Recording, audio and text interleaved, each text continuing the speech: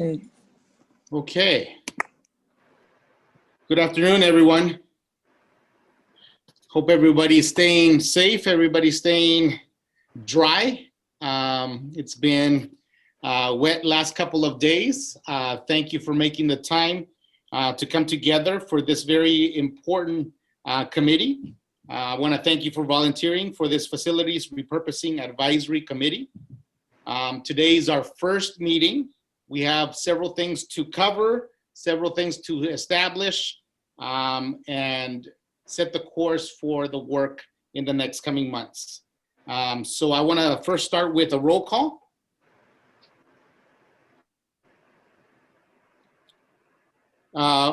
If I can have you guys unmute and say present. I have from DAC, Brandy Salcido.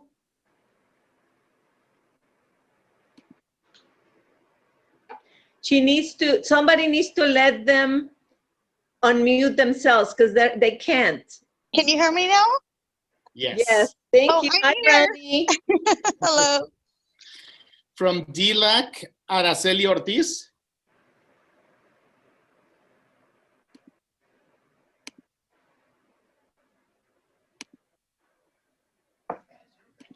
Presente. Thank you. From Spark, Alberto Torres. Present. Thank you. Area, Jocelyn Merce. Present. CSCA, I believe the alternate, Sharon Fontaine. Present. Teamsters, Edgar Gudiel.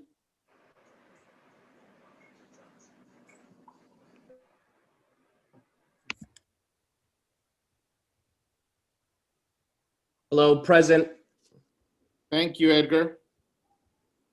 From ARAA, Maria Martinez. Present. Community Representative, Ray Turner. He's muted. I can I'm see you there, Ray. He's muted after he raised his hand. Oh, Jose. Present. Present. Thank you, Mr. Turner. Community Representative Natalie Abad. Present. Thank you. Well, that's everybody. So we have established quorum. I want to give us 15 seconds, and I'll go in the same order for you to introduce yourself, name, and what do you do here in the community in Alum Rock? 15 seconds. So I'll start with Brandy Salcido. Remember, she needs to be unmuted. Hello? Hi, Brandy. Brandy. There it is. Can you repeat what we're to say? We're just doing a very brief introduction, 15 seconds. Tell us a little bit about yourself. You're a parent. You have kids at one of our schools. Got it. Okay, perfect. Something. Thank you. Okay, my name's Brandy Salcido. I moved to San Jose December 2019 and enrolled my son into Lee Matson School. I am typically a very involved community leader, so I'm looking to see where I can help improve the area here in San Jose. Thank you, Brandy. Araceli Ortiz.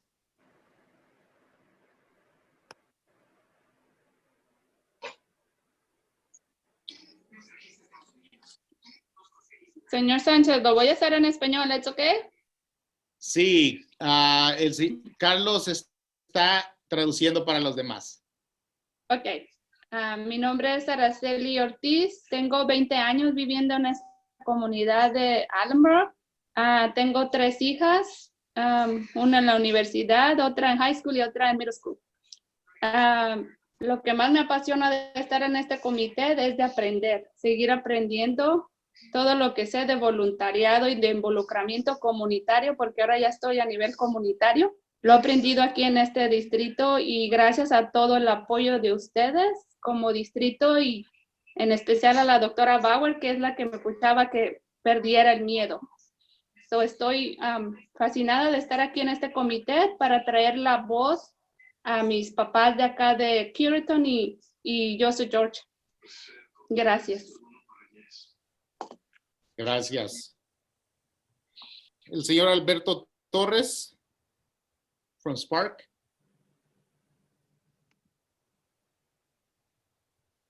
Can we unmute him, please? Thank you. Hello, everybody. My name is Alberto Torres. I represent the committee of Spark. My son's homeschool is Curitan.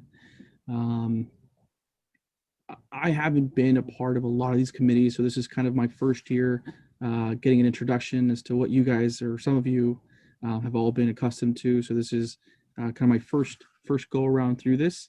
I'm happy to be here and I'm happy to contribute. And I think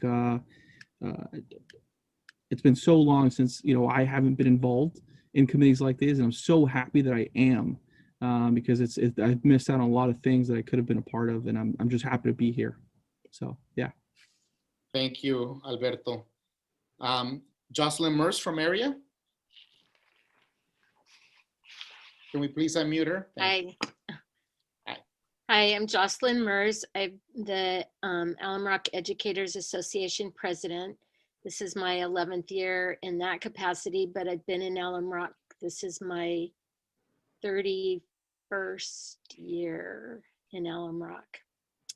So, as a teacher, my homeschool being Lindale. Thank you. Ms. Sharon Fontaine from CSEA. Good evening, everybody. Sharon Fontaine, CSEA president for, I don't know, I think now 12 or 13 years.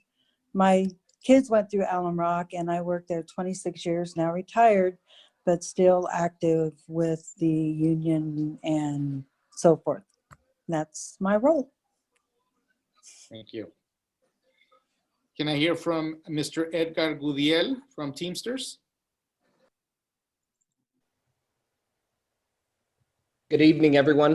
My name is Edgar Gudiel. I have served at the Alum Rock School District for the last 13 years now in the custodial department. I currently hold the title of lead day custodian here for operations, and as well as the project support for the maintenance side. I'm definitely looking forward to being a part of this and being able to use our resource as a community to better our school district and everybody else around us. Thank you. ARAEA, Maria Martinez. Hi, good evening, everyone. My name is Maria Martinez, and I am the proud principal of Adelante Dual Language Academy here in the Alum Rock School District. I have been in Alum Rock since 2007. I've served as a teacher, instructional coach, and now a principal. And this year, I have the title as the Alum Rock Administrators Association's president. Thank you. Mr. Ray Turner. Been living in the Alum Rock area for 22 years. I served on one of the citizen oversight bond committees around 2008. And then I participated in one of the other bond measures a little bit after that. I ran for the Board of Trustees in 2010, but didn't win. I'm a retired engineer from the high-tech community around here. And I spend most of my efforts these days on housing and the homeless issue. Thank you. Natalie, Bob. Hi, I'm Natalie Ball. I have 3 kids in the Alum Rock School District. I have a 3rd grader, a 1st grader, and a kindergartner that go to Ryan. And I moved here about almost 5 years ago, 4.5 years ago. And since my kids, I'd follow things, and ever since my oldest started kindergarten, I've been very involved with the community and the school. Thank you. Thank you. And those are our committee members. I also want to take the time to introduce Art Hand, who is a district consultant and our committee expert around facilities. He's not necessarily part of the committee itself, but he is a resource. We also have Mr. Colvera Chang, who is our assistant superintendent of business. and Mr. Rogelio Ruiz, who is also going to be supporting us, giving us an overview of our role and responsibility as a committee. So with that, I will turn it over to Dr. Bauer. She wanted to do an official welcome to the group. Thank you. Thank you, Mr. Sanchez. I want to thank everybody, each of you, both primary representatives of your groups and also the alternates, for your interest in serving in this committee. It's an essential process that we need to follow as we move forward as a district and as we establish our district in a fiscally stable way.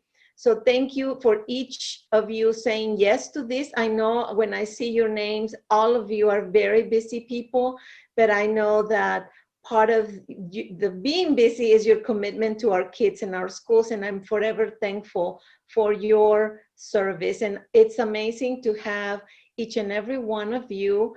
I will not be part of these meetings, just so that you know. Where is she? She's not, I'm not part of this. I have to kind of step back and totally allow the community, you, the people who represent our community, to have this dialogue and these recommendations that you're going to be crafting on your own. Thank you so much again. If there is any other stuff that you want to let me know. I'm an email away. I'm usually pretty good about responding to community. But in terms of this particular committee, this is your team and this is your audience. I want to thank all of the participants, the people who have come to witness, to be part of it, to know what's going on. Thank you guys for taking your time on a very, very wet Thursday away from your families and serving our community. Thank you so much. Thank you. Thank you, Dr. Bauer. I do want to remind everyone that this is a public meeting. It's open to everyone. And there are opportunities for public comment. If a speaker wishes to address the committee on an item on the agenda, time will be provided for public comment before and during consideration of that item. Public comments shall be limited to 2 minutes, and given the amount of time that we have available today, we have approximately an hour and a half for the discussion. We may limit that to 1 minute, depending on how much time we have available. So at this time, item 6 on our agenda is the review and approval of order of the agenda. So please take a look at the items below. Number 7, number 8, number 9, number 10. And obviously, number 11, I want you to take a close look. If there's something that you feel is not accurate, something that needs to be considered so that we can move or change, please let me know. If not, we will look to approve the agenda as it sits.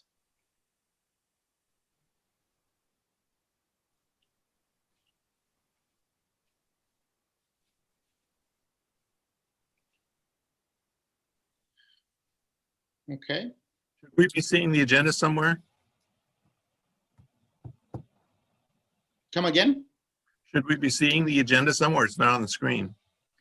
You know what? We have it posted at the district website. I did not have it in the screen, but I can definitely look to put it up there for you guys.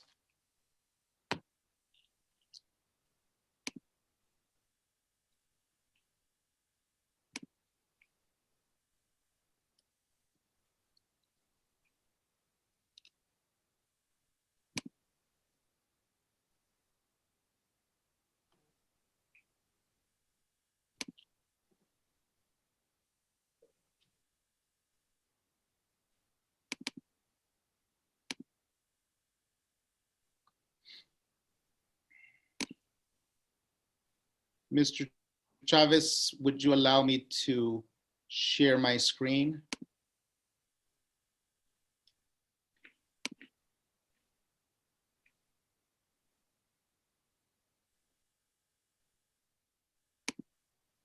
Yes. Okay. For some reason, it's not allowing me to. Let me see. Can you guys see it there? Patricia, can you please make Mr. Sanchez a co-host? Yes.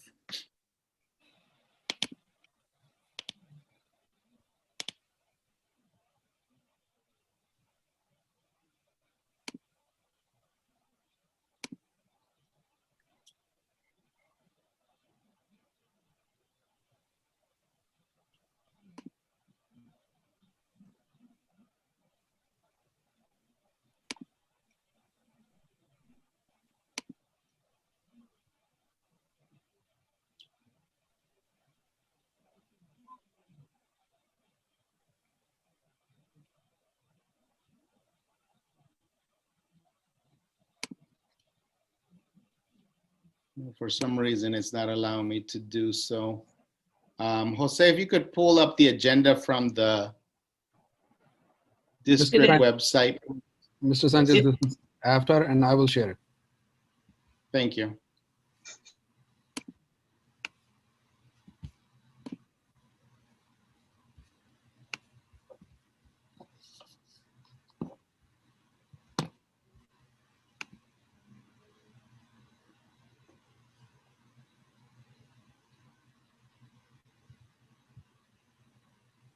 Thank you.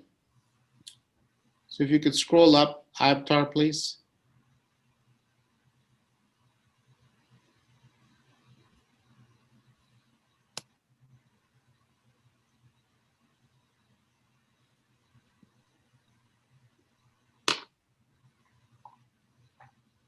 So we're gonna do an overview of the Brown Act.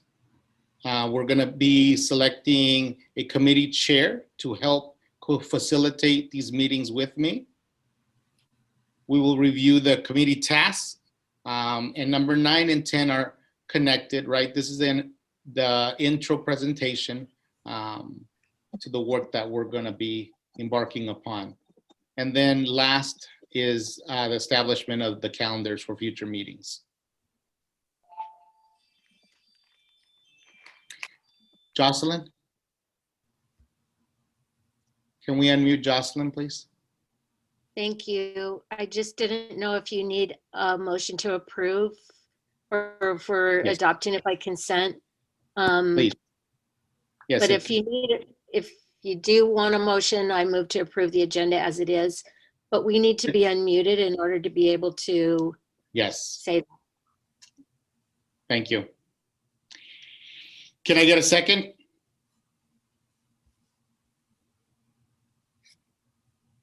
A second. Thank you. Now I will do a roll call. Any comments? Okay. I'll do a roll call. Please say yes or no regarding this item. I'll start with Brandy Salcido from DAC.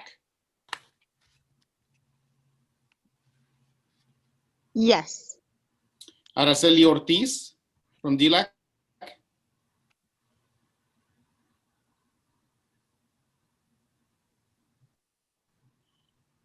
Present. Yeah. Yes, okay. Alberto Torres. Yes. Jocelyn Merce. Yes. Sharon Fontaine, I'm sorry. Brenda Sendejas here. Yes. Okay. Edgar Gudiel.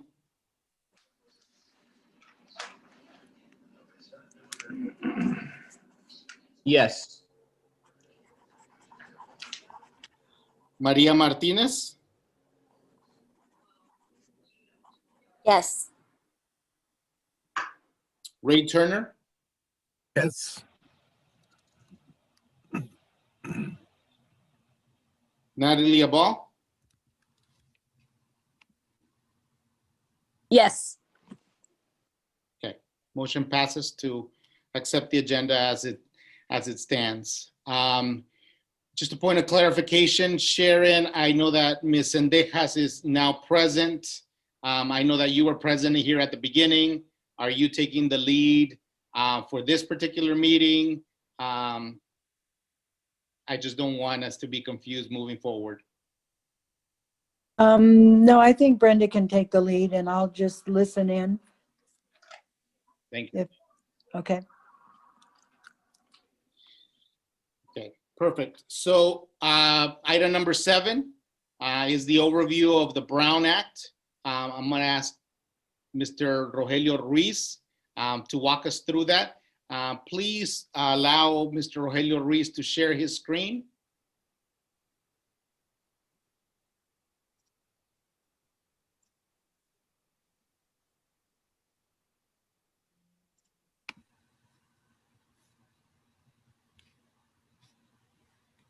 Good evening, everyone. Can everyone hear me okay? Yes, we can. Great. Okay.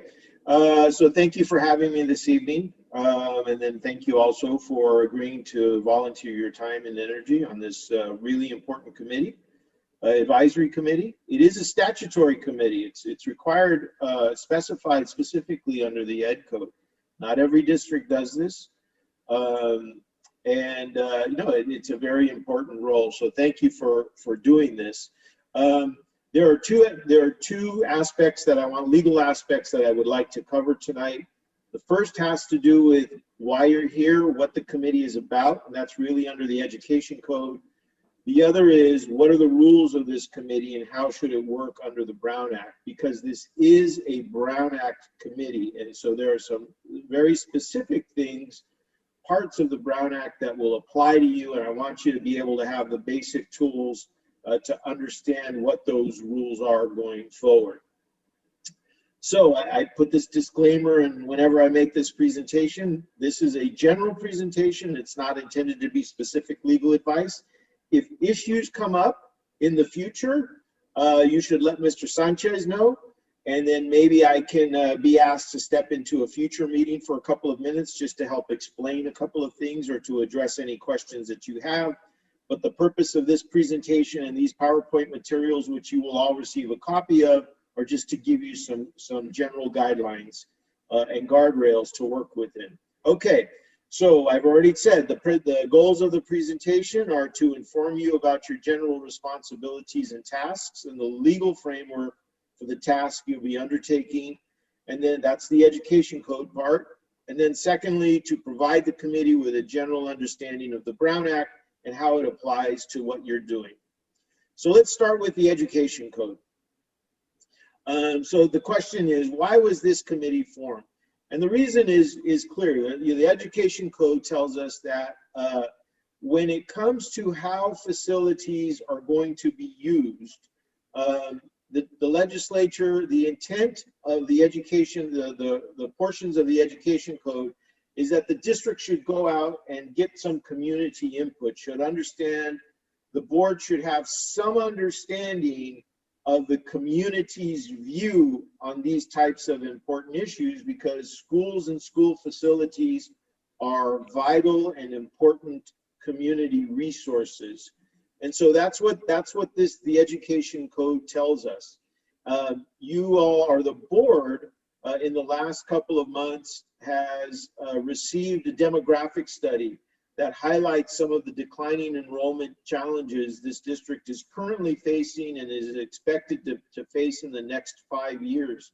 So the utilization of the facility, that demographic study raises the question or the issues relating to the utilization of your school facilities. So that's your job will be, according to the legislature, is you will go out, listen to these issues, get informed on them, and then solicit community input as well, and then report back to the board. There are very specific requirements about the scope of representation on this committee.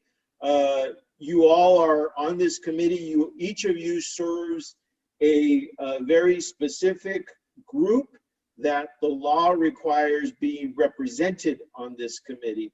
And the list that I have on this slide here, it includes teachers, administrators, parents of students, people with expertise in facilities and land use, the business community, neighborhood associations, landowners, renters, So all of these categories are represented by each of the 9 persons on this committee. This committee is, by law, it has to be a minimum of 7 people and not more than 11 people. So some people would say, well, we should get a bigger committee and get more community input. The law limits, places a cap on the total number of members of this committee at 11 and a minimum floor of 7. So at 9, we're sort of right, we're right in the middle of that requirement. So what is the role of the committee now that you have been formed and this is your first meeting? I know that the staff is going to be presenting some information to you, I believe at the end of this meeting, relating to the district's demographic study and the impact of it and what it all means. Are going to help you try to understand what it all means to piece this information together.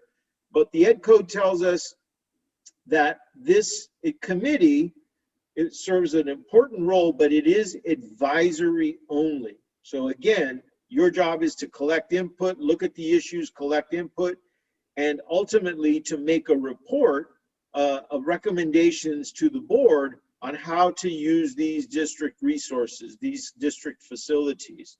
So the statute, which I quote almost verbatim on this slide, is you will be reviewing projected school enrollments and other district data to determine the amount of classroom space and where you might have some excess space going forward. You're going to help develop, considering community input, you're going to help develop a priority list of those spaces. You're going to solicit input from the community on how to use those spaces. You're going to discuss limits of tolerance of use on those spaces and then ultimately make a recommendation. And I believe that the staff will be working with you to develop a meeting schedule so that you can perform all of these tasks. So the district's policies also give us a little insight into your role here.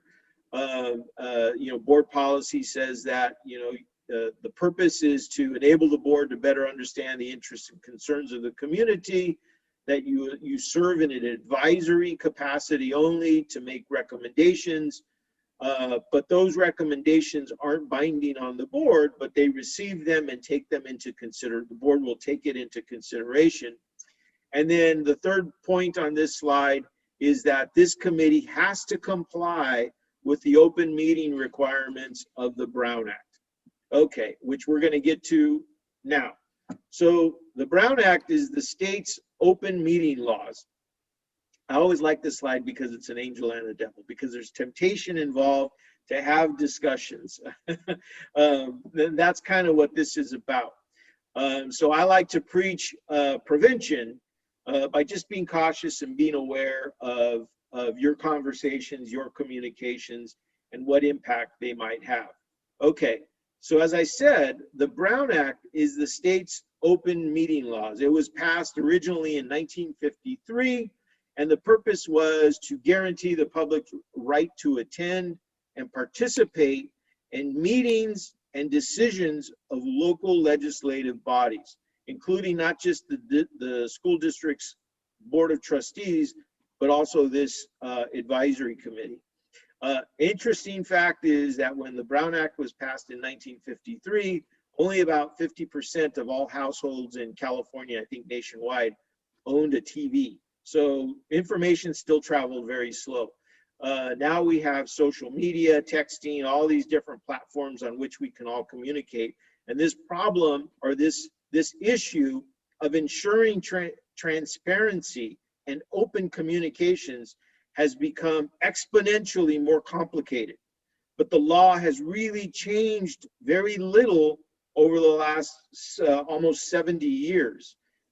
And so what has happened is the courts and people who practice in this area have tried to adapt to provide guidance in a way that still meets the spirit and intent of this law that was passed in 1953. The only other thing that I will add, I want to say here, is that at the beginning of this pandemic emergency in March of 2020, the governor, Governor Gavin Newsom, he signed two specific executive orders that suspended portions of the Brown Act. The most relevant of which is they suspended the portions that restricted the ability to hold meetings via teleconference. And obviously, in light of the pandemic and social distancing, those executive orders are still in effect, and they allow for public agencies, including this committee, to conduct its business telephonically or through other electronic means, including Zoom, like we're doing right now. The one key is that we still have to provide opportunity for the public to participate, to listen in or observe, which you have right now, and to comment. And so you see portions of that on the agenda as well. So everything on the agenda, the public, every one of these meetings, none of these meetings will be private. They will all be open and public. They will all be agendized, and the public will be able to attend and comment on each of the agenda items. So the basic, as I mentioned, the basic rule of the Brown Act is all meetings of the committee, of any legislative body, of a public agency, have to be open and public, and all persons have to be able to attend and to comment. And there are very few exceptions to this, and the exceptions are extremely narrow.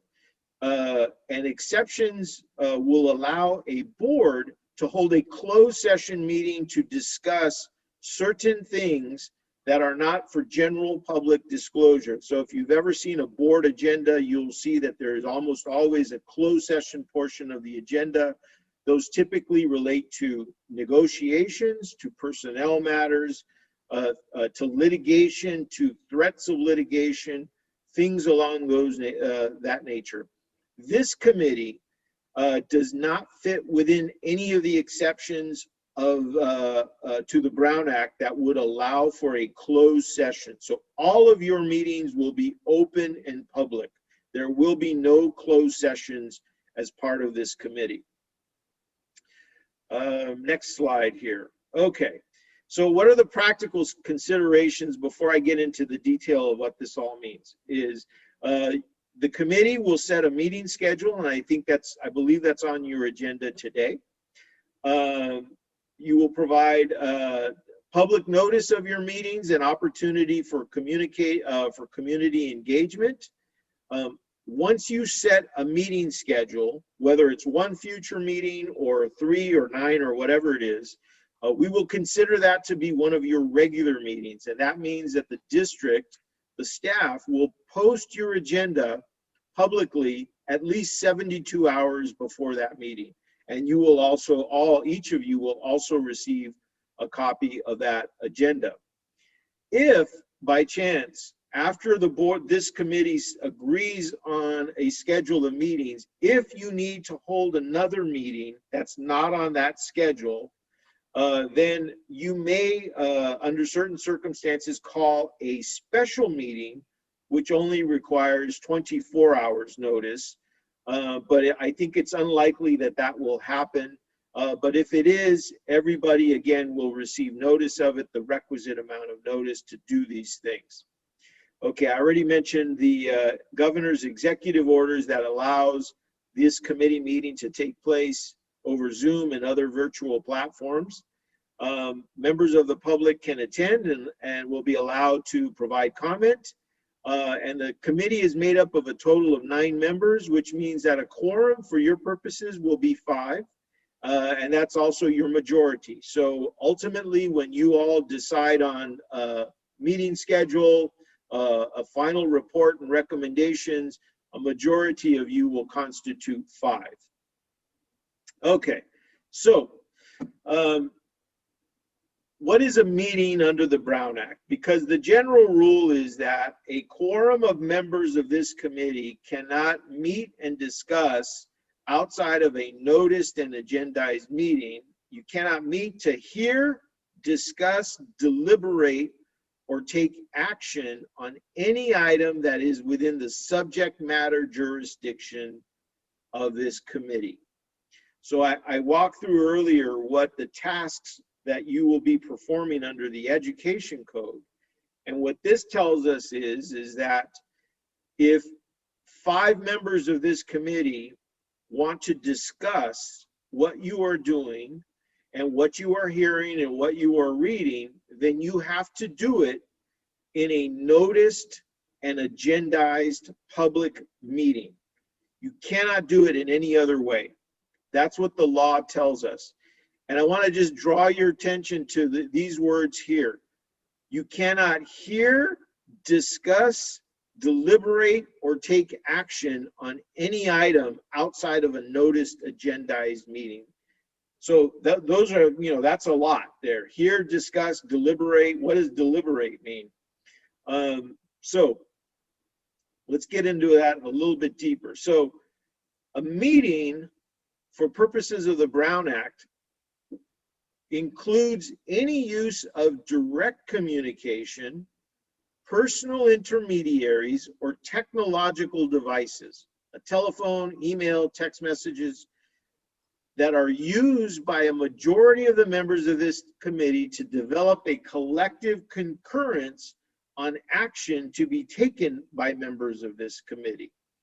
So it doesn't mean, so earlier on the previous slide, it says you can't hear, discuss, deliberate on anything unless you do it in one of these meetings.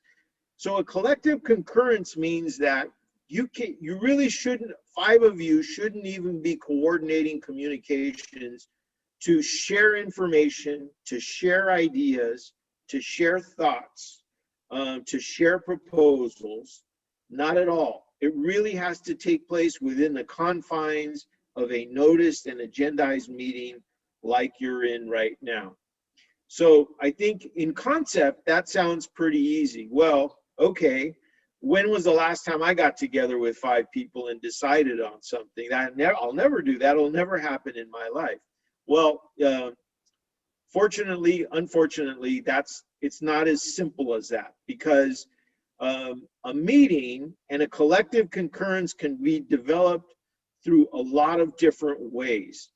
And there are 3 scenarios, specific scenarios, that I want to share with you and walk you through that will help, I hope will help you understand these issues as you undertake your committee work. So there are 3 scenarios to really watch out for. First is called a serial meeting. The second is called a hub and spoke meeting. And the third is the social media dilemma, which is a new one, relatively new, but it's an important one that you need to be aware of, especially because of some new changes in the law. Okay, let's start with the serial meeting. So I say avoid the serial meeting. What is a serial meeting? Okay, as I said, it doesn't have to be 5 people in the same communication at the same time. It could be communications that are handled in a way that sort of build on one another until 5 people reach a collective concurrence. So here's the example that I use. If member A contacts member B and they discuss an issue relating to this community, and then member A and member B say, yeah, those are great ideas. Member B hangs up the phone, turns the phone off, or gets on a different text or social media. And then member B contacts member C and now says the same thing. Says, it doesn't even have to say, I just talked to member A, but just says, hey, I want, here's what I think we should do. Member C agrees. Member C then calls member D. They have the same discussion. Now they know, okay, and member B along the way tells member C, hey, member A agrees with me. If you agree with me and we can get 2 more people, we're in, okay? Nobody is on the phone at the same time. Nobody is on a Zoom at the same time. Member C calls member D calls member E. You now have 5 members. That's a quorum of your committee. That is what is known as a serial meeting and would very likely violate the Brown Act. Those discussions should take place in an open and noticed meeting of this committee. That is called a serial meeting. 5 different actors, nobody's on the phone at the same time or on the same platform, but you are developing a collective concurrence about things within the scope of this committee's review. The next is called the hub and the spoke. And the hub and the spoke sounds just like it is just as it sounds. Consider it like a bicycle wheel with spokes and then, the axle in the middle, the hub. In a hub and spoke situation, there is a person who is sort of acting as an intermediary, and they want to be a leader, and they want to bring together a coalition to have a majority to decide something. And so your hub is, let's say, member number 1. Member number 1 calls member number 2, has a conversation about something related to the committee, and wants to develop member 2's support for member 1's proposal. After that conversation is over, member 1 calls member 3, then member 4, then member 5, and develops that collective concurrence. Member 1 is the only one who spoke to all 4 of those people, but member 1 knew that along the way they were developing commitments to ensure a majority on a specific issue that before this committee. That's a hub and spoke. That's probably very likely a violation of the Brown Act as well. Okay, let me hold pause there before I get on social media, because social media is a little bit more complicated. But let me say this. What is not a Brown Act violation is, for example, if 4 or 5 of you call Mr. Sanchez, or Mr. Sanchez reaches out to you and talks about, hey, I'm sending you these materials, these are important, you have some discussions. That is not a Brown Act violation, as long as Mr. Sanchez is not communicating about what everybody's view is on a particular item. He's only acting on an informational basis with each of you. Okay, so that's, so far we have serial meetings and hub and spoke. The last one is the social media and the issues raised by social media. Okay, social media is complicated, as we all know, because there's different platforms for it. I personally I don't do Twitter or Instagram, but I know it's out there, Snapchat, all of those things. There's a lot of different ways to communicate on social media platforms. The most common, I think the most well-known, are the use of emojis, not just words, but emojis, pictures, like literally selfies or pictures used as informational tools or communication tools. The thumbs up, the heart, the haha, the angry face, sad face, wow. The power fist, all of those things. Another form of communication on social media would be to retweet something on Twitter. I'm not a Twitter user, but I read enough about the last president and his propensity to retweet a lot of things. And people generally understand retweets as a form of support or agreement. So that's also a form of communication. And then the other challenge that social media poses are the threads of comments. So, on Facebook, there may be a comment posted and it may have 40 or 50 different, or there may be a post on Facebook and there may be 40 or 50 different comments. And then in the thread, there are many different ideas expressed, and it becomes hard to see who else has commented and what their positions might be. But it raises a challenge for people like you serving in this role, because, excuse me, because if you comment or if you like or use an emoji or something else along those lines, people will interpret your responses as meaning something beyond what may be just on the screen. People may interpret them as support, as opposition, things like that. Okay, so as I mentioned, there was a new law that just went into effect in California relative to the Brown Act, or it's an amendment to the Brown Act. And what does the new law do? This is very critical. So the new law says that a committee member may communicate on a social media platform to answer questions, provide information to the public, or to solicit information to the public on a matter that this committee is dealing with. That's good. Social media is being recognized as a method, as a tool for obtaining community input.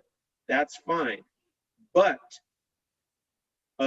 those kinds of communications and posts on social media by anybody on this committee, are allowed as long as a majority of the committee members aren't using the social media platform to discuss amongst yourselves an issue relating to this committee.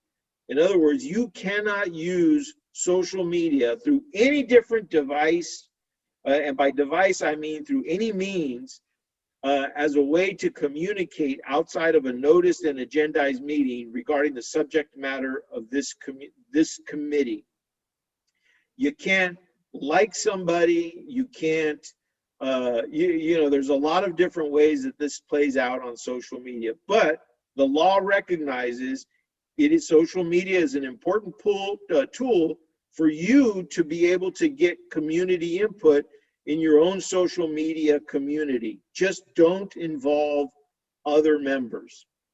Okay, so that's you. But here's the really critical part that I really want to make sure you walk away with is, and this is, I've quoted the language from the statute. What it says is a member of the committee, a legislative body, shall not respond directly to any communication on an internet-based social media platform regarding a matter that is within the subject matter jurisdiction of this committee that is made, posted, or shared by any other member of this committee. So, if in your social media community you are friends or, I guess friends, Facebook friends, or you are following somebody on Twitter or Instagram, you can still do that. But if that person, your committee, your fellow committee member, posts something about something that you're doing in this committee, you cannot comment, like, respond to it at all. You can read it. Doesn't mean you have to unfriend them or unfollow anybody. You can read it, but you cannot comment on it. This is a new area. Again, this is a new amendment to the California law. I want to make sure everybody is aware of that, because on social media, it feels like there's a lot of eyeballs, and there are. People are watching for this. So even if you see a fellow committee member post something on Facebook, and they're about this committee, and there are 300 comments on that post, and you think, you know what? Nobody's ever going to see mine. I'm just going to like something, and nobody's ever going to see mine. That's a violation of the Brown Act. You're not supposed to, you cannot respond to it. And so, I think prevention is the best approach here. I think we all just have to exercise discipline. Your friends or you follow committee members, you see their post, okay, and then move on. And don't try to, use other communications or intermediaries as a subterfuge, as a way around that rule. I would just encourage all of you to strictly follow that rule.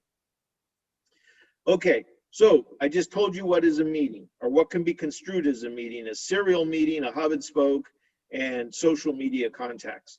Okay, so what is not a meeting? Individual contacts or conversations between a committee member and any other private individual that are not part of a serial communication. You're still free to solicit your neighbors' input on the important work you're doing on this committee. There is no problem with that at all. Attendance by a majority of the members of this committee to a conference or other public meeting, or to attend an open and notice meeting of the Board of Trustees, or some other social or ceremonial occasion. That is okay, as long as you do not discuss with the other members at that other event, you don't discuss the work that you're doing here. So really the rule of thumb is with respect to the Brown Act, is you just should, it's okay to talk to other committee members about the work that you're doing. You just cannot involve, a quorum, 5 people. So you want to have those. My recommendation to you to consider would be have that discussion with 1 or 2 other people on the committee if you feel like you need to talk through something. When you're starting to get to 3 and 4 people, it gets a little risky because you can't control how that information is going to get out to other members and how everybody is interpreting those multiple conversations. Okay. Some last points is, as a committee, you will be holding your meetings in public, and remember the public you will be getting and soliciting public comment on the work that you do. Just keep in mind that the public has a right to comment and they have a right to be critical. It's tough. Not everybody will agree necessarily 100% with your viewpoints or your proposals or your actions, and the public is perfectly entitled to criticize that. Let's see. There are remedies for Brown Act violations. If there is a Brown Act violation, then I'll be perfectly blunt with you. What it does is it puts at risk all of the work that this committee had done up to that point. And the remedy would be to cure a Brown Act violation. So let's say, hopefully there doesn't happen, but there is a Brown Act violation. Somebody learns about it. They would send the district a demand to cure, which means that the district would probably very likely have to disband the committee, reconstitute it, and start all over again. And that can be very difficult, especially when you're dealing with such important issues like this. And that's it. Thank you for your attention. And I'm not sure if there's time for questions tonight, but as I said, if questions arise, please feel free to share them with Mr. Sanchez, and then perhaps I can be invited back to help deal with some of these as they arise. Thank you, Mr. Ruiz. And again, you could add some of these questions if you like in the chat. We can go back. We are recording this meeting. You could follow up and email me with any of these questions so we can add clarification as needed. This is no action. This is just information only. So with that, we will move on to the next item. And for this item, this is the election of the committee chair. This is the individual that's going to help facilitate the committee. This is an action item. And at this point, I will ask for raise your hand if you would like to make a nomination. Ms. Merce? I would like to nominate Natalie Abal as chair of this committee. Ms. Abal, do you accept? I accept. At this moment, I would also ask if there are any other nominations for committee chair. Okay. Seeing none, we will take a vote. We have a nomination for committee chair, Ms. Natalie Abal. She accepted. I will take roll call. I'll start with Brandy Salcido.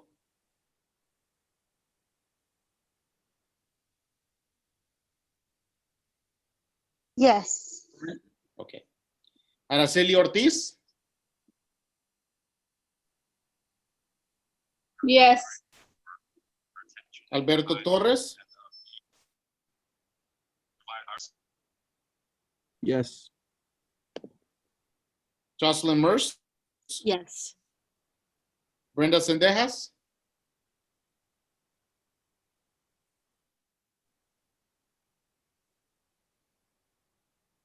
Ms. Sendejas, Yeah, for some reason I couldn't hear any audio at all. I'm sorry. I could only see your mouth moving, but all the audio was not working for me. oh, I'm sorry about that. And we're doing the voting for committee chair. Ms. Natalie Abal was nominated. We're asking for your vote.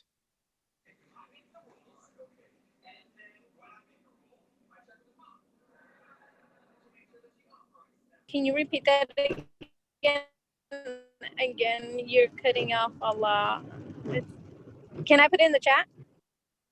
Yes, you can put it in the chat. This is regarding the nomination for committee chair, Ms. Natalie Abal. We're voting. We're asking for your vote.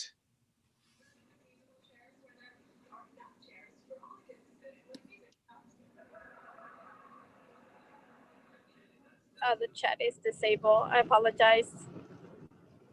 Okay. Go ahead. We will come back to you, Ms. Sendejas. Sharon, can you vote for me right now?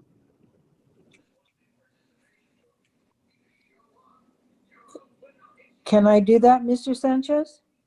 I didn't hear, what was it? Oh, she asked if I can vote for her. You know what? You were there originally. I don't see a problem with that right Okay, now. then, yes. Okay. Mr. Edgar Gudiel,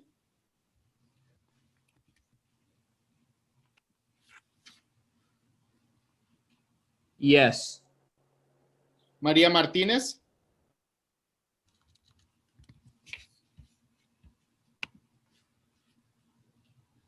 Yes. Ray Turner, Yes. and Natalie Abal.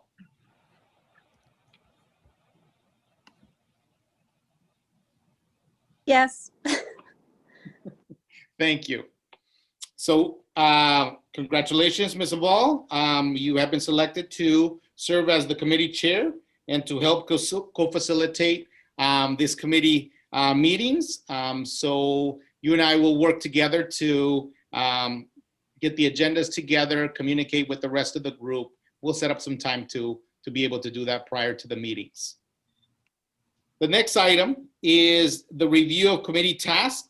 And number 9 and number 10 are actually combined together. This is just an overview of the task at hand, an overview of some of the information that we will be looking at for the next few weeks or the few meetings that we have.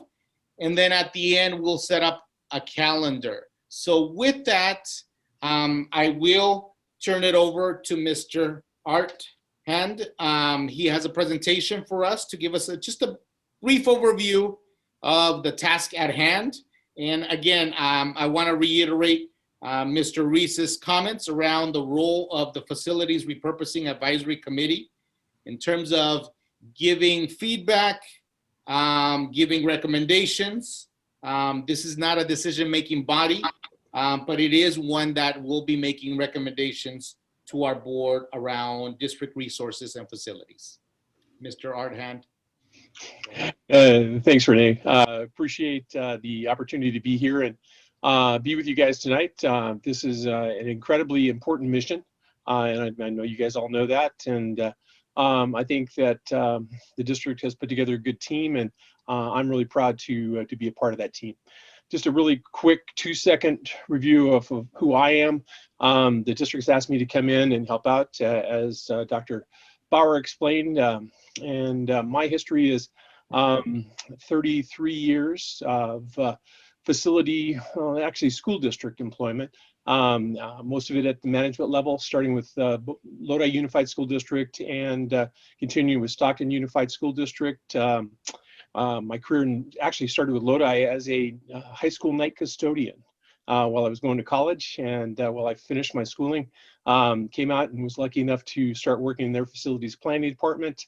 Stayed there for about 6 years, moved on then to Stockton Unified School District, where I started out as their facilities planner, and 17 years later left as their executive director for support services, where I was fortunate enough to oversee maintenance and operations, facilities planning, transportation, food service, technology, and security. In 2006, I came back to Lodi Unified and was promoted there to the position of assistant superintendent, where I oversaw facilities and planning, maintenance and operations, technology, and security.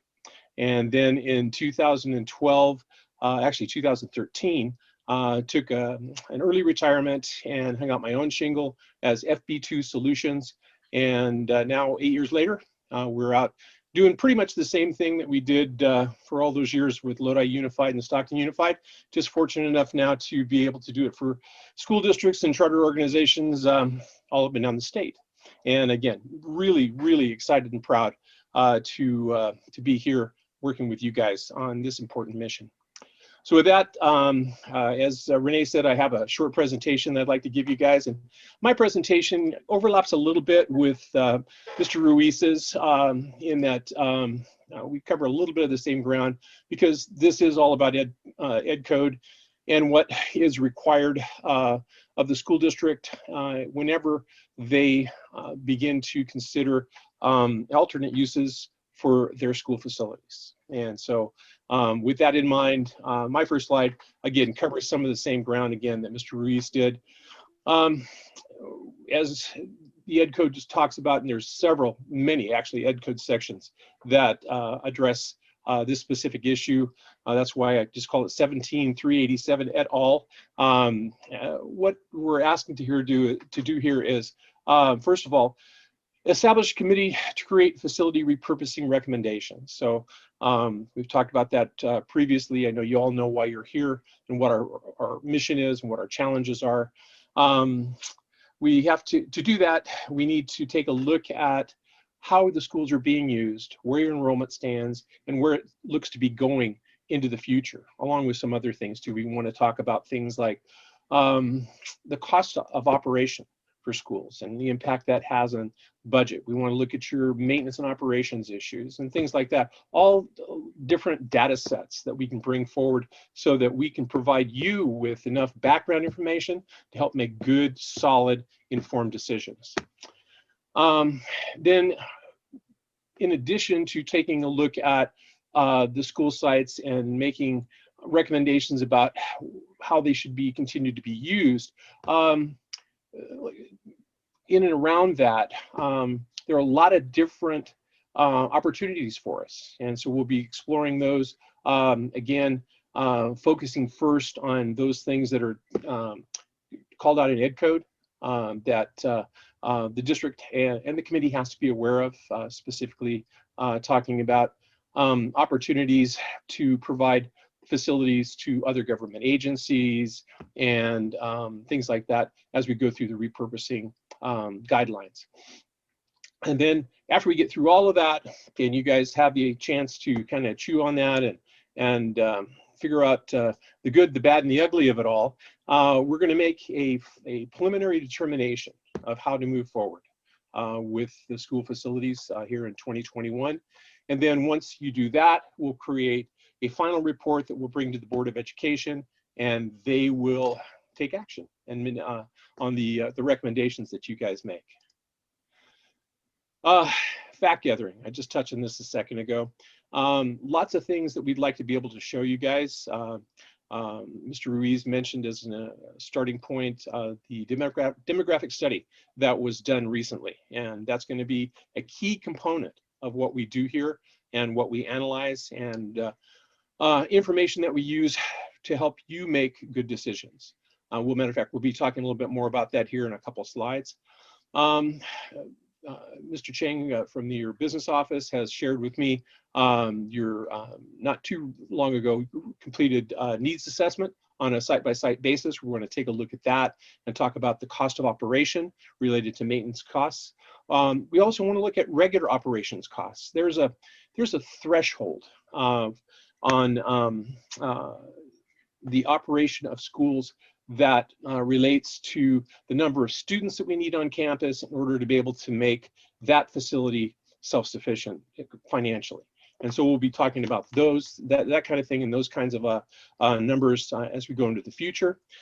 And of course, complicating everything we do in today's world, and not just what we're doing here as a part of our committee meetings, but is the COVID issues. And the good news is that the school district, all school districts are starting to look at how can we open back up, how can we get back to some sense of normalcy in education. And so we'll have to consider that as we go forward and take a look at facility operations and opportunities. And then lastly, again, repurposing options. You know, again, I mentioned a minute ago that the Ed Code calls out some certain specific areas that we have to look at as we go forward, once again, related mostly to providing opportunities for properties to be repurposed for use by other government agencies. But beyond that, there's also the idea that, you know, if we're not going to use a place as a school going forward, how can we make that potentially an income producing situation for the school district? And so we think that's a really important alternative and one of the things that we'll be talking about more as we go forward. Making the decisions. Well, that's the hard part, guys. You know, it's all fun till you get to the time when you have to go out and really pound this thing down and advise people of what is always a very unfortunate and often unpopular decision when it comes to repurposing facilities. But to do that, we're going to have a series of meetings. One of the things on the calendar for tonight is to talk about that set of meetings that we'll have to have. And we take a look at those and we do those and we plan those with the idea that whatever we do has got to be fully disclosed and absolutely transparent. And that's for the entire community, but very specifically looking at the school sites that might be affected by the actions that you recommend. We really want to make sure that those folks have their moment to talk and to listen and to give you advice and make sure you understand the concerns they have going forward with regards to any actions you might take that would affect their schools. As mentioned before, the bottom line is the Board of Education has the final authority on repurposing of any facility. So the committee will make recommendations back to the board.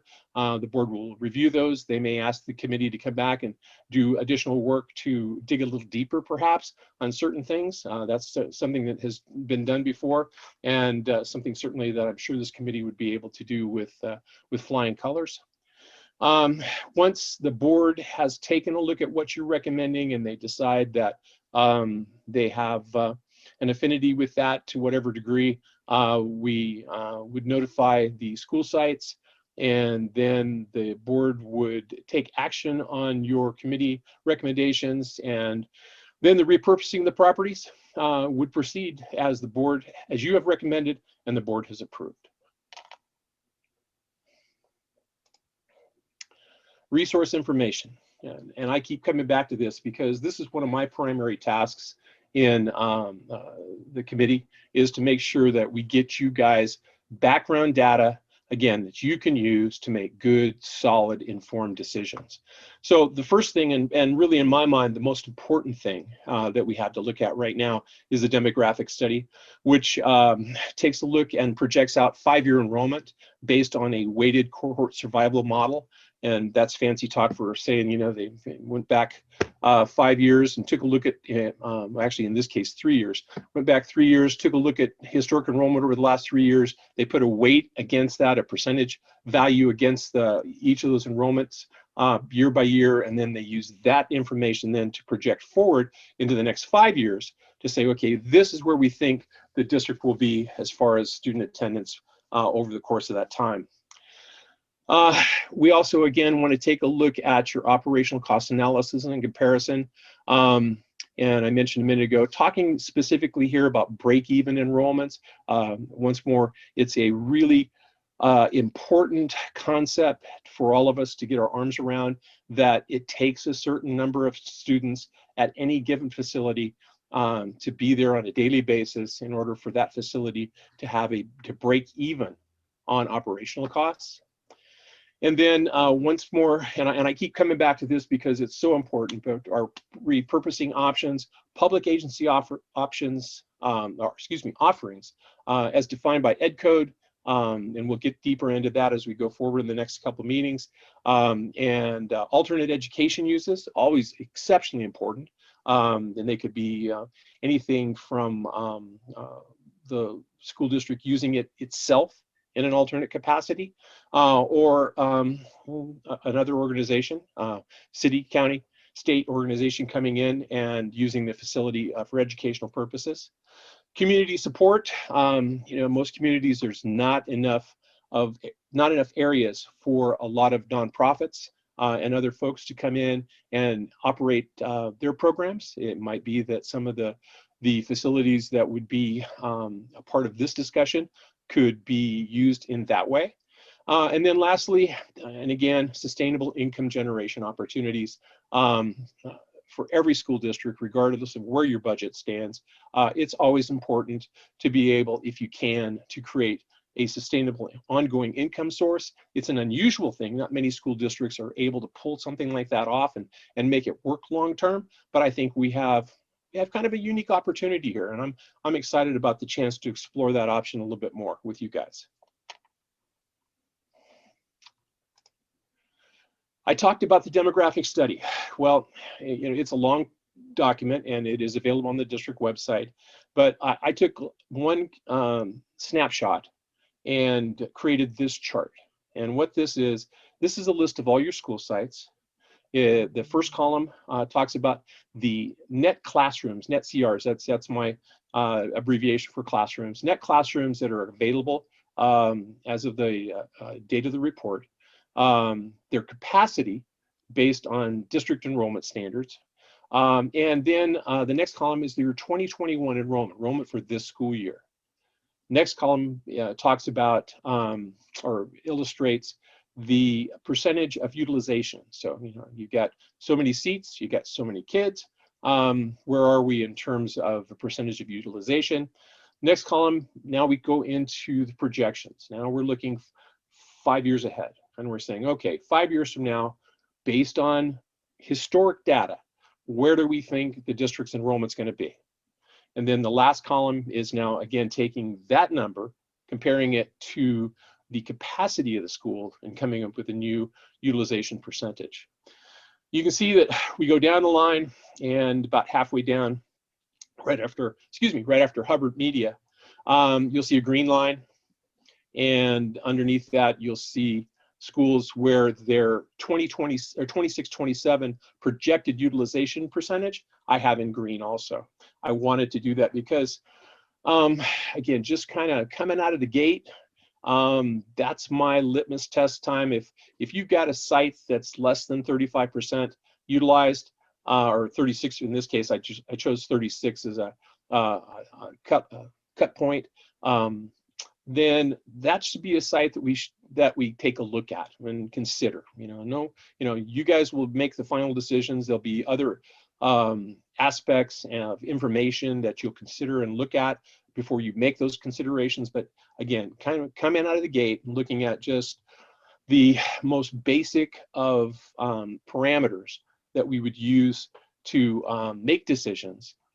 This is where we'll start, right here with these numbers, and you'll see how that plays out then from Ryan down to Chavez as we go forward. So we've got 10 sites that are listed there, and that includes the combination of Fisher and Renaissance and Matheson and Renaissance going forward.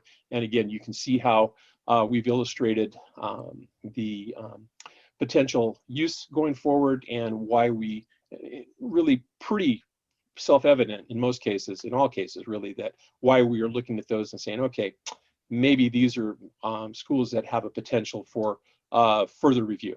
And I'll leave it with that for now, so that you guys can, again, start to chew on that a bit. And we'll look forward to having more discussions about this particular issue going forward. And speaking of going forward, looking into the future a little bit, and just kind of thinking about where we go and the kind of things that we'll need to do. Today, of course, it's about organization and meeting schedule development, which you guys have already started on, and we'll continue and finish up here in a bit. Then we have information review and the formation of your recommendations, job one. We're going to be making periodic reports, progress reports to the board. We're working the meeting schedule. My next slide is a really, really lightly proposed calendar, but within the context of that calendar, you're going to see that we have targeted the board meetings specifically in February, March, and April in February, March, excuse me, for progress reports to the board to let them know, just kind of how things are going and what they can expect to see from us. Then the superintendent and the board have asked that if we can, if it presents itself and seems reasonable and legitimate, that we target the regular board meeting of May 13th to get them a final version of the report that they can act on. And then after that, as we mentioned before, there will be the potential for additional actions by the board based on the recommendations that you make and the ones that they accept at the end of the day. And finally, for me, again, put together this really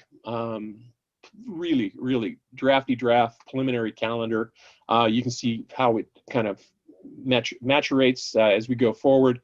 Going back to the 14th of January, the formation of the committee was authorized by the board on the 25th, of course, which was Monday night. You folks were all appointed. Congratulations again on that kind of thing. Just going through your backgrounds, I think the board made some exceptional choices. Coming up on the 28th, that's today. Today, we're going through our first real meeting and taking that on that way.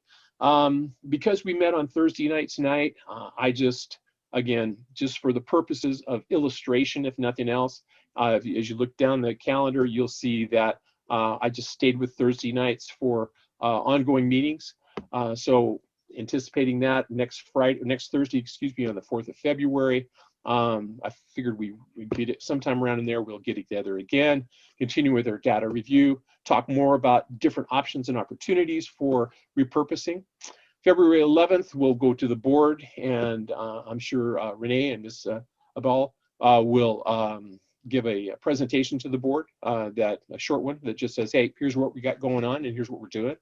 Then on the 18th, the 25th, we'll drill down and really start to push forward with concepts that could be part of our final recommendation.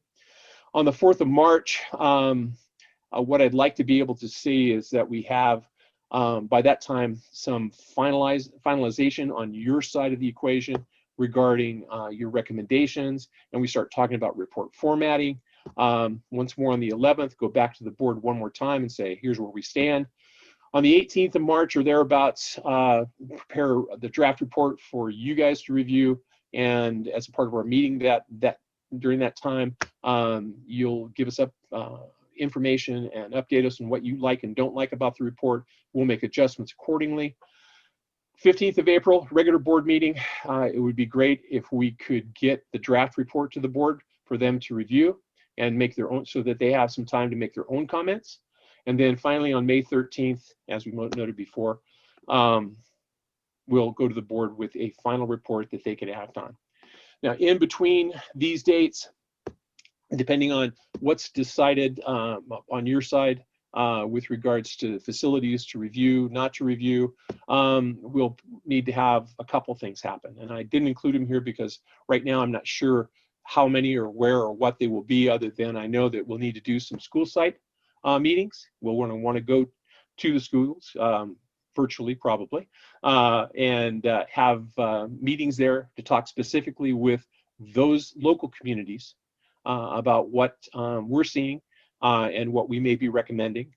And then at some point through this, it would be good to have a town hall meeting and something that's bigger and broader and more inclusive of the entire district to go over the things we've talked about today, the things we'll be talking about in the future, and give the community an opportunity and as a whole to provide input on some of the actions you guys may be considering at that time.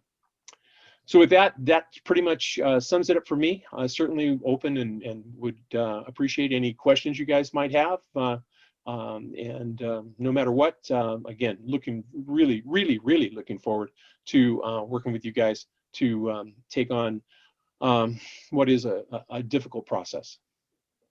Okay. At this moment, Art, I'm going to ask, thank you for sharing the calendar. That'll be the next item that we get into discussions about, but I do want to open it up for public comment regarding the overview that you just shared. It isn't meant to have a very in-depth discussion today, but just to give you an overview, we are going to be putting a link by the end of the day tomorrow in our district website where you're going to have access to all of these documents. So that way you can review them more in depth on your own as well. So you'll find that at our district website at the end of the day tomorrow. But I want to open it up first for public comment. Anything regarding the overview of the proposal here. And then I'll open it up to the committee. So we'll start with public comment and then we'll open it up to the committee.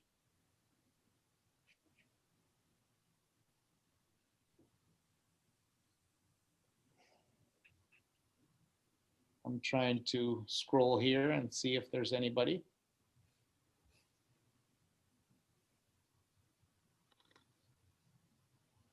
Anybody raising their hand? Okay. I do not see any hands up. To the committee, I want to open it up to the committee then.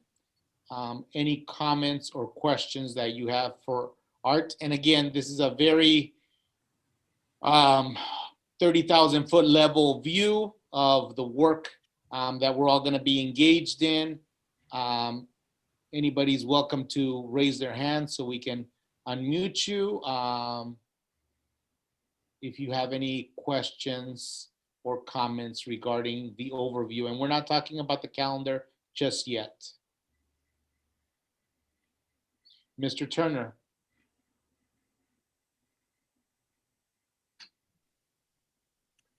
Yes, I just wanted to mention an issue with the technology we're using here. We don't seem to have the option to raise our hands except if we have the video on. Okay. Being muted. So that's something to consider, is that people who are not sharing their video, they don't have a way to raise their hand for you. Okay. We'll definitely look into that. Thank you. Any other comments or questions from the group?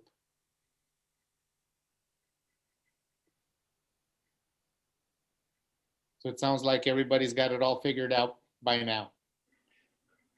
That's awesome. Yeah, I knew you guys were on top of it. That's great. That is great. Well, let's move on to the last item, which is the calendar, and that's the page that you're seeing right in front of you. This is not a calendar that's, oops, you took it off. Oh, sorry guys. You want to share it back again so that way they can see it? How did I do that? There Just it is. Share, yeah. Okay, am I back? Share screen. Okay, hold on. Hold on. Okay, I told you this is the first. Oh, here we go. First time I've shared. Here we go. Am I back? Yes, you are. Excellent. Sorry, guys. My bad. No worries. I haven't shared a presentation on Zoom before, so bear with me, please. You've done a good job. Thank you.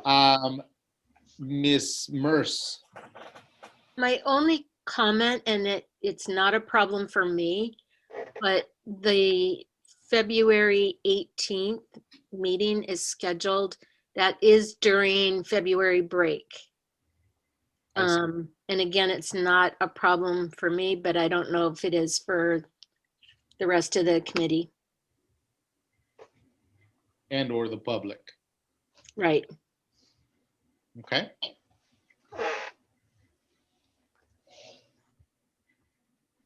Any other comments from the group? Taking a look at the dates that are there. And we are looking at a 6 p.m. start time, similar to today.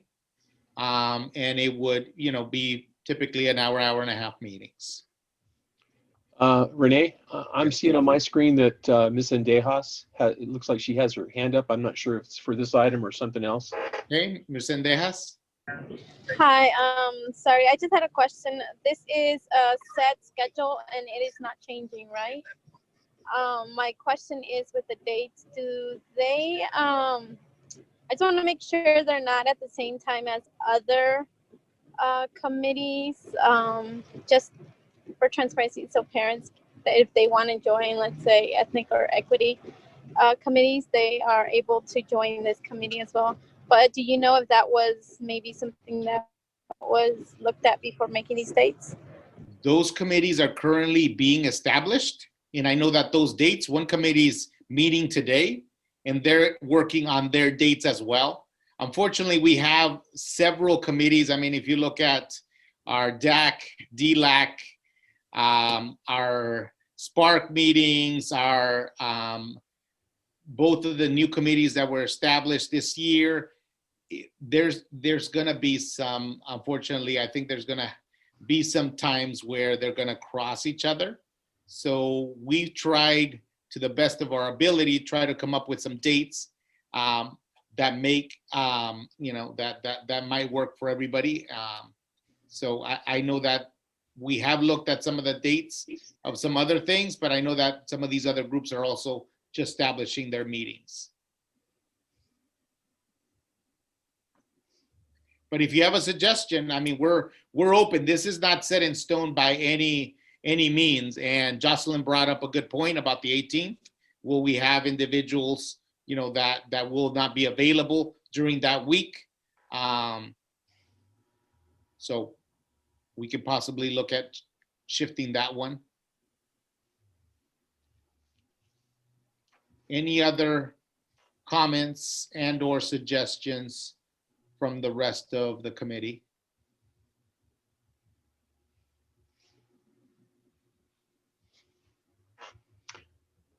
Renee, I see Ms. Endejas still has her hand up.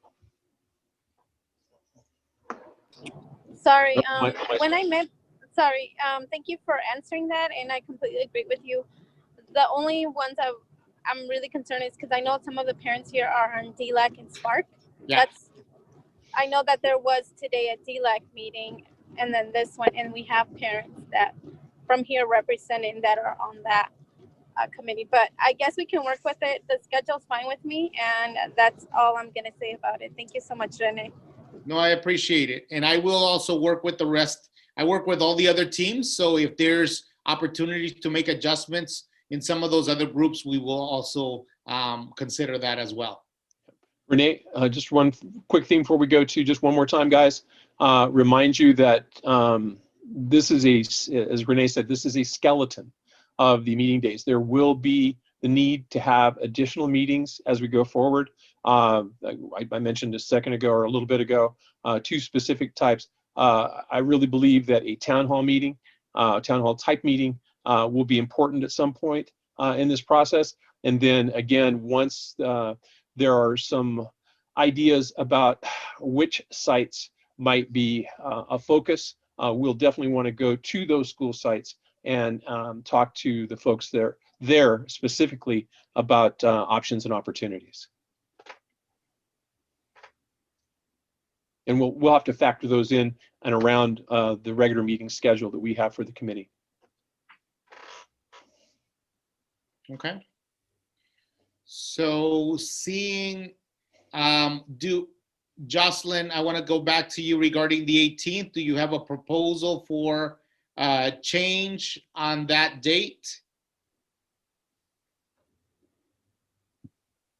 No. And honestly, it's really up to you guys.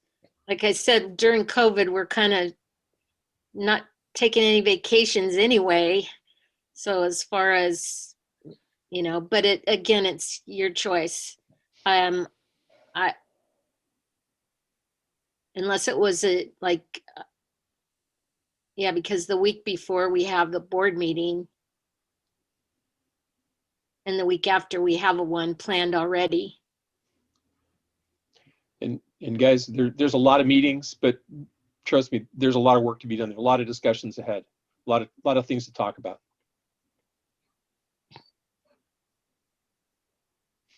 Renee, I see that Ms. Ball has her hand up too.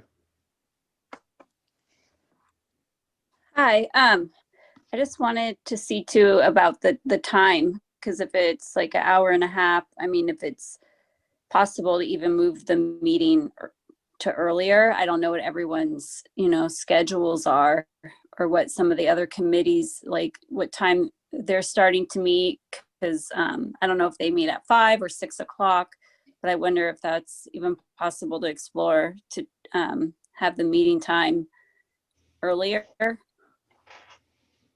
What would you suggest? Like maybe even like 5 or 5:30.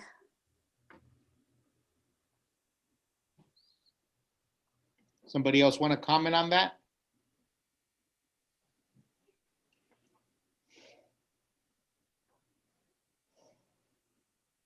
I mean, preferably 5, but I don't know. I don't know what works for everybody. Would 5, anybody opposed to starting at 5 o'clock from the committee?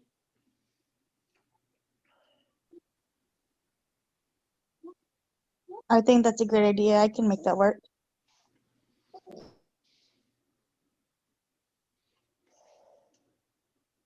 Okay, not seeing anybody opposed to that.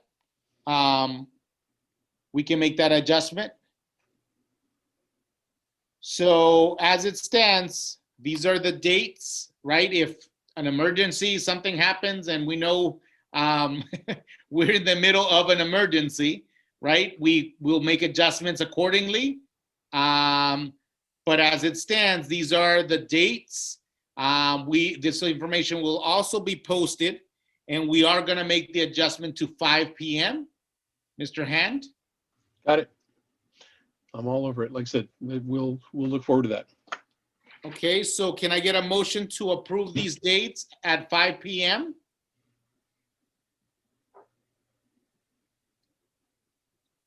Ms. Merce? Can I get a I move second? to approve these dates. at Can I 5 get a p.m. second? Mr. Turner?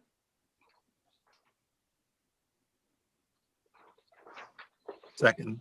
Okay. Any other comments by the audience?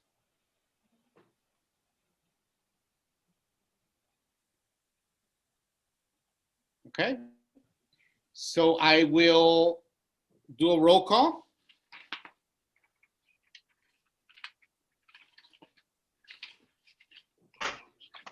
Okay.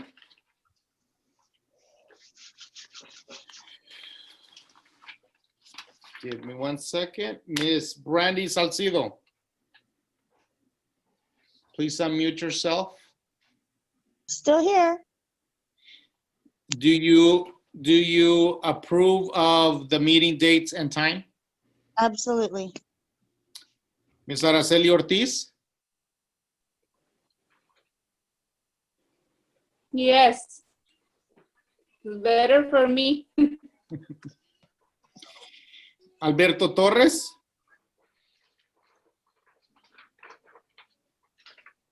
Works for me. Jocelyn Merce, Yes. Brenda Sendejas, Yes. Edgar Gudiel,